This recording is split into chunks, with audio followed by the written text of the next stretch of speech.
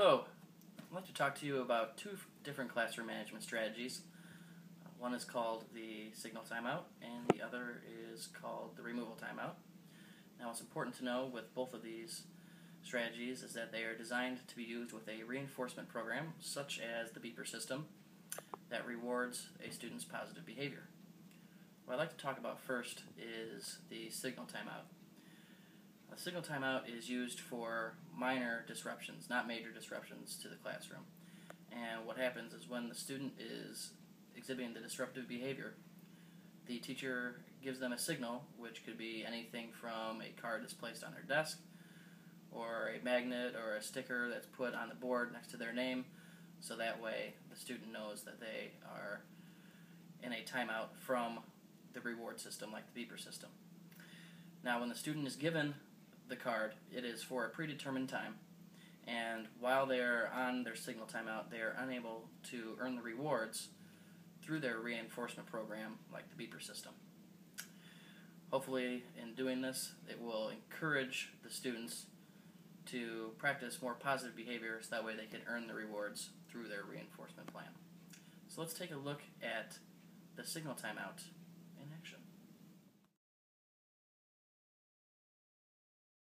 Alright class, now that we're back from lunch, we're going to have about 20 minutes of free read time. We're going to be using the beeper system during this 20 minutes, so as long as you guys are on task, you guys will receive the rewards about every 2 minutes. So let's get to silent reading, and we'll check in with you every 2 minutes. Going for recess. Look at this.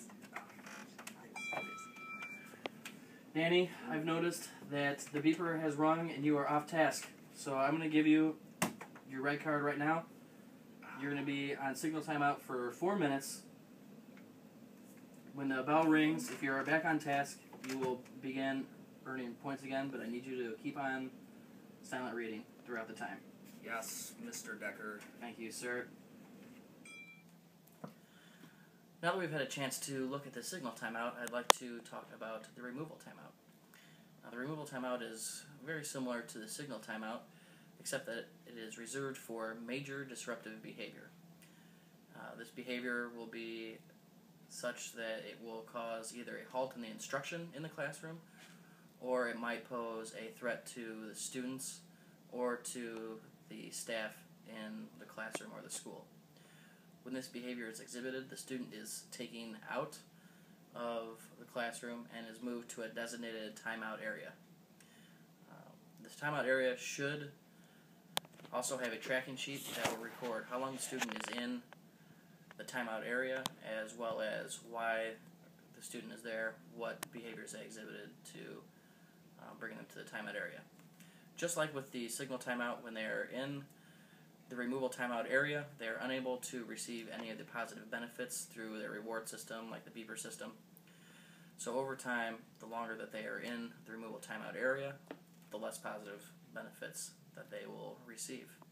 Hopefully in doing this, it will encourage the students to practice more positive behaviors, so that way they are able to earn all of their rewards. So let's take a look at the removal timeout in action.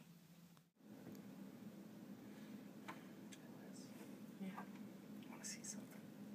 Alright. What's that? It's a bullet. Why'd you bring a bullet? Alright class, the bell's rung. Danny, what do you have there? Nothing. Let's see what you have. Ooh, you brought a bullet to class. That is a serious disruption to my class, as well as it creating danger to the students as well as the faculty. I need you to remove yourself to the timeout area immediately. Come on. It's cool, right? Let's go, son.